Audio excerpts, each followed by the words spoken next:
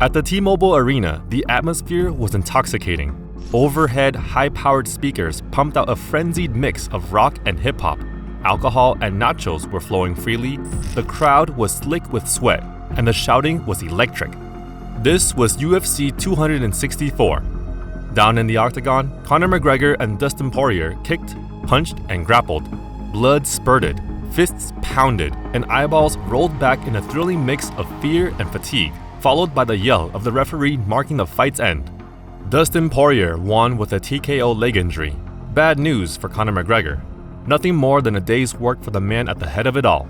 A man whose love for boxing and mixed martial arts had made this night possible. It had taken him over 20 years, but he had transformed what was once the poorest, most hated sport in the US into one of the top 4 sports in the country, worth over $4 billion. Meet Dana White, the most savage and grittiest CEO in the history of sports. Welcome to Gritflix, the channel that gives you high-quality mini-documentaries covering topics about money, power, and business.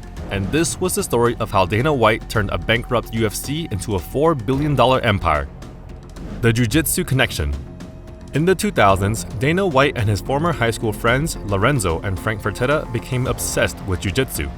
By chance, they met an MMA fighter who specialized in the discipline, and they quickly signed up for classes and trained religiously. The trio, avid martial arts fans, eventually found their way to watch UFC 27. While sitting in the audience, they couldn't help but brainstorm how much better the sport could be, how much better they could make it. It seemed an unlikely friendship at first. Frank and Lorenzo Fertitta were heirs to their father's business empire, the founder of Station Casinos in Las Vegas. Meanwhile, Dana White came from an impoverished background. Born to an alcoholic and abusive father, and a mother who had to work long, hard hours to care for her children, White had to learn to take care of himself from a young age. After high school, he worked as a road paver, a bouncer, and a hotel bellman. One day, he decided he wanted to be in the fighting business, so he quit his job and became an apprentice boxing trainer in Boston. White's boxing classes became so popular that by 2000, he was a local celebrity who was managing and training several MMA fighters in a massive gym that was now the biggest strip club today. But it didn't take long for trouble to find him. The notorious Winter Hill Gang, led by the infamous James Woody Bulger, eventually came calling. Woody Bulger's studs suddenly showed up in White's class one day with what you might call a death sentence. White had to pay them $2,500 to continue his classes. To young Dana White, $2,500 was just like $25,000, and when you owe Woody Bulger money, you either pay in cash or with your life. White tried to ignore them for a while until the fateful night when he received an ominous call. Months went by, and one day I got a call at my apartment, and it was somebody on the phone said, "You owe us that money, and you owe it to us tomorrow." And it was a Saturday, and they're saying I owed it to them on Sunday. I said, "I don't have it," and they said, "Well, you better come up with it." And I said, "Or what?" He said, "Or you're going to find out." I literally hung up the phone, picked it back up, and called Delta and got a one-way ticket to Vegas. White continued his boxing training business in Vegas and still represented MMA fighters, including 2 fighters who would go on to become champs, Chuck Liddell and Tito Ortiz. While White was fighting over the payout for a contract he had negotiated between Ortiz and Bob Marowitz, he realized that the UFC, a 7-year-old enterprise at the time, was in hot water. The former owners of the UFC were Rory and Gracie, Art Davie, and Bob Marowitz. They founded it in 1993 under a company called Semaphore Entertainment Group. By 2001, only Bob Marowitz was left managing the UFC. Gracie and David had ditched it because it just wasn't a profitable enterprise. Their poor management gave the sport a bad reputation, which in turn made the sport lose public support, even earning the ire of Senator John McCain, who blasted it as human cockfighting due to lack of regulations and overly violent nature. At the first look that I had at martial arts fighting, there was people knocking them other down, sitting on top of them and smashing them in the face.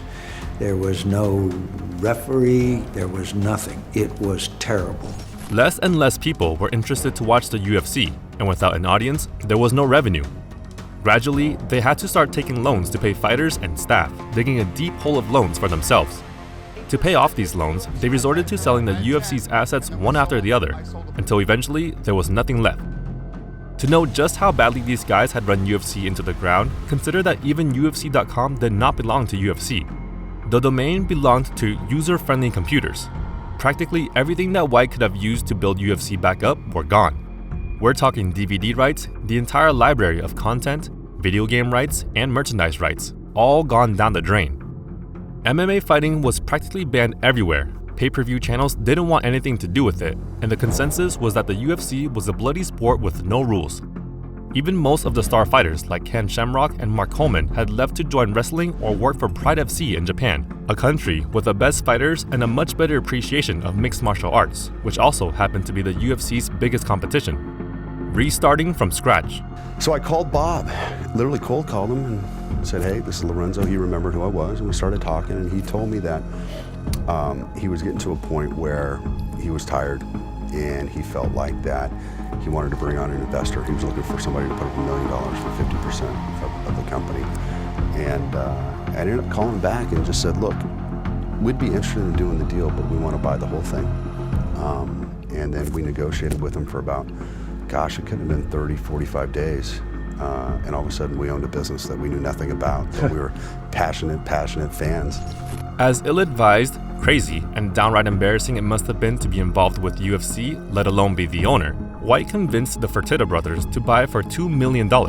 Really, all they were buying was a logo, an old worn-out octagon, and a business with nothing but a reputation for being human cockfighting. But the Fertitta brothers figured it would be a fun side hustle to their successful local casino business. They set up a parent company to own UFC called Zuffa, which in Italian means to fight. Then they gave White 10% of the company and made him the president under a contract stating that if the brothers were ever to have a disagreement, they would settle it on the jiu-jitsu mat with White as a referee. You see, White had one fundamental belief. Fighting was built into our DNA. Most people would stop what they're doing when they saw a good fight. His only job was to remind everyone of that primal part of human nature. But it would not be an easy one. For starters, White went on a book shopping spree, buying books on topics ranging from marketing to PR to finance, all to become as informed and prepared as possible in his new role. White understood that he had to clean up the brand name to make it a legitimate sport that people could openly enjoy. He started by creating a set of rules that not only made the sport more legitimate, but also provided a much-needed ammunition for his most important step, negotiation with athletic commissions. To achieve these goals more efficiently, White set up a solid team. The first member was Lawrence Epstein, the chief operating officer of the UFC, whose job was to oversee the company's daily operations. Next was Mark Ratner, executive director of the Nevada State Athletic Commissions. His job was to go to different states and countries to get MMA approved and ensure the crowd got the best fights they could get. Joe Silva and Sean Shelby were also appointed as official matchmakers of the UFC to set up the matches and scout talents. The big break, the Ultimate Fighter. By 2004, the Fertitta brothers had sunk about $44 million into reviving the UFC, yet nothing was clicking. They loved the sport and really wanted to see it grow, but so far, it was nothing more than a bad investment. In the end, they were itching to pull out. Because at one point, Lorenzo called me one day. I was in my office and he's like, I can't keep doing this to my family and blowing all my family's money on this thing, man. Get out there and see what you could sell this thing for. And I was like, oh shit. So I started calling some guys and I called them back at the end of the day and I said, maybe we can get $5 or $6 million for this thing. In a last-ditch attempt to salvage their investment, White and the brothers took a strategy from professional wrestling. They poured their last $10 million into creating a reality TV show in cable networks called The Ultimate Fighter. The idea was to pit two teams of aspiring fighters against each other, with a captain on each side. Both teams would live in the same house and follow their captain's lead in training, battling out in tournament style until one last man was standing on both sides, who would then battle for the Ultimate Championship. The winner would get a six-figure deal with the UFC. The concept was entertaining, but they still had limited reach because of their pay-per-view limitations, and it was tough to sell the show to networks. Eventually, White found Spike TV, a network that called itself a men's network, with popular shows such as PRCA Rodeo, PBR Bull Riding, and several wrestling shows, including WWE Raw. We took the idea to Spike and told them we'd pay for the entire thing if they would just air it, and that's how the deal got done. White sealed the deal, and the Ultimate Fighter reality show was born. 16 fighters lived and trained together under 2 UFC coaches to be the best MMA fighter and win a UFC contract. And it sure didn't disappoint. A show about badass fighters duking it out in each episode in a testosterone-fueled TV network sure sounds like a match made in fight heaven. The first episode racked up over 1 million viewers, thanks to a combination of jaw-dropping fights and White's entertaining appearances on the show. The first season concluded with a live broadcast of the final fight in Cox Pavilion, Las Vegas, showing an epic fight between Forrest Griffin and Stephen Bonner. So epic, in fact, that it was hailed as one of the greatest fights in MMA history. Griffin ultimately won the fight, but the UFC offered both fighters a contract, making the crowd even wilder. For Spike TV, it became a no-brainer to renew The Ultimate Fighter for a second season. That night, they take us out into the back alley, and we cut a new deal on a napkin. Literally written on a napkin, the new deal for our new deal on Spike TV. At this point, White knew they had made it. There was no going back. I literally walked up in there and said, there is no loser in this fight. Cementing dominance. Within the next 2 decades, the UFC grew exponentially. They had now gained mainstream attention and created more shows on Spike TV like UFC Unleashed, Fight Nights, Countdowns, and even a video game called UFC Undisputed. Keep in mind though that most of the shows UFC put out were free. They leveraged this new exposure to convert viewers into paying customers. The free shows were an essential component in a well-crafted marketing funnel. First, they established awareness from all the free shows and branding they put out so potential viewers got to know there's such a thing as UFC. Next, the awareness led to them deciding, is this something I'm interested in watching? If they don't, that's okay. They weren't the right kind of audience who'd enjoy sport fighting anyways. If they do, perfect. Get them to watch their free fights and crave more. Now they've established desire. The viewers loved the raw fights. They started to research and know a few players. They knew which fighters they seemed to like. When these fighters were scheduled to appear in a fight, finally, there's action.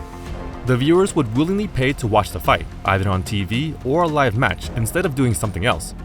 This funnel was instrumental for UFC's growth, but there's just one problem. The UFC needed tons of content to establish that awareness, way more than what they're currently producing. Serendipity struck when Pride FC, UFC's biggest competitor in Japan, got involved in a scandal alleging their relationship with the Japanese Yakuza, who were reported to be using the company as a front for money laundering. Bam! Pride FC quickly lost public support and crumbled, allowing the UFC to swoop it and acquire them. Talk about a knockout blow. This won't be the last time either. The UFC also bought out World Fighting Alliance, World Extreme Cage Fighting, and Strikeforce MMA. This not only cemented their dominance in MMA entertainment, but also gave them tons of content to feed into their funnel, allowing them to reach an even wider audience. By 2011, UFC further strengthened their reach by closing a deal with Fox, but just a few months later, they faced another problem. ESPN CEO John Skipper had a beef with UFC. ESPN was a top sports channel, and Skipper sees the UFC airing on Fox as an eyesore competitor. ESPN threw a hook and released reports attacking UFC practices with a particular focus on fighter pay. This was followed by an antitrust lawsuit against UFC in 2014, where former UFC fighters accused the company of treating them poorly. UFC, unlike other sports like NBA and NFL, did not pay fighters half of their earnings. They paid them on a pecking order basis, with top and more experienced fighters making up to millions yearly and less experienced fighters making as low as $50,000. All of this amounted to about 17.5% of the UFC's earnings. The lawsuit also accused UFC of monopolizing mixed martial arts so they could pay fighters a fraction of what they would earn in a competitive market. After years of the UFC spending millions defending themselves, the government finally dropped the case.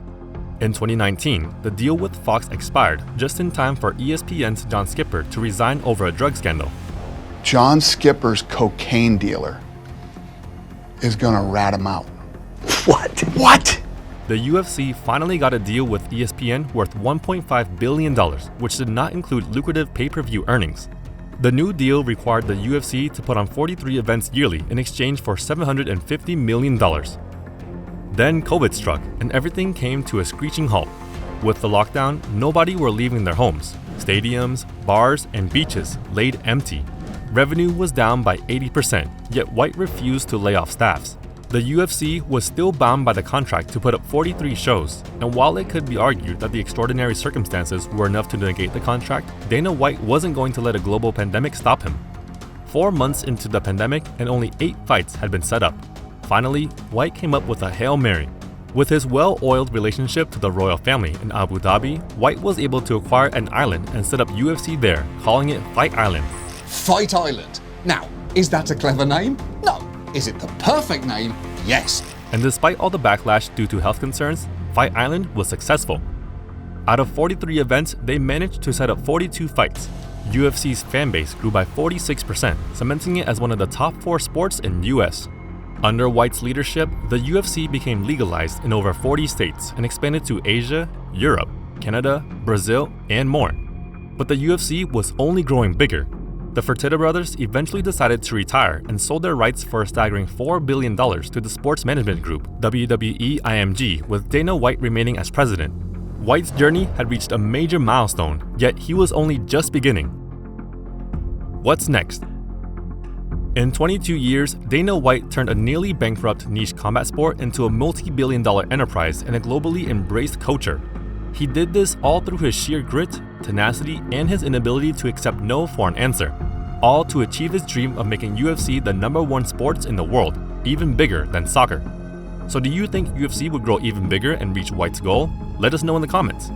If you enjoyed today's video, don't forget to like and subscribe. Also, check out our videos on the Adani Group's largest corporate fraud or on why Taiwan's chip dominance is under threat from China.